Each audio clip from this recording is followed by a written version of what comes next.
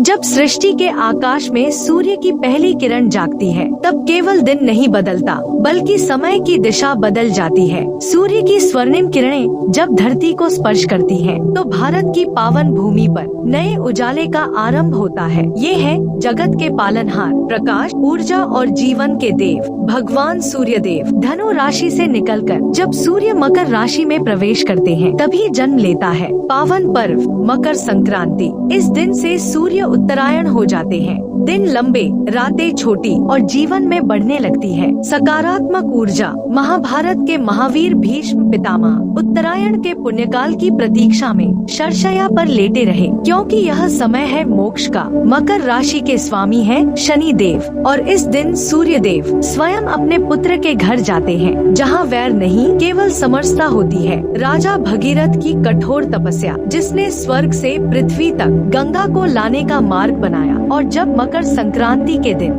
माँ गंगा धरती पर अवतरित हुई, तो पापों का अंत और पुण्य का आरंभ हुआ। इसी कारण मकर संक्रांति पर गंगा, यमुना और समुद्र में स्नान मोक्षदायक माना गया। सूर्य को अर्घ्य अर्पित कर भक्त प्रार्थना करता है, हे देव, मेरे जीवन से भी अंधकार दूर कर दो। तिल और गुड़ केवल भोजन नहीं, स्वास्थ्य और परंपरा का संगम है। तिल गुड़ खाओ और मीठा बोलो, यही है मकर संक्रांति का सबसे सुंदर संदेश। इस दिन किया गया दान 100 गुना फल देता है, क्योंकि सेवा में ही ईश्वर का वास है। आसमान में उड़ती रंग बिरंगी पतंगे जैसे कह रही हूँ, ऊंचा उड़ो पर अपनी डोर न छोड़ो। बच्चों की हंसी, उत्सव का शोर, मकर संक्रांति बन जाती है खुशियों का संगम। कहीं पोंगल, कहीं लोहड़ी, कहीं माघ बिहू, नाम अलग पर सूर्य भक्ति एक। यह पर्व सिखाता है अपने भीतर के सूर्य को जगाना और नकारात्मकता को पीछे छोड़ देना। जब भीतर का अंधकार मिटता है, तभी जीवन में सच्चा प्रकाश आता है। सूर्य देव की कृपा से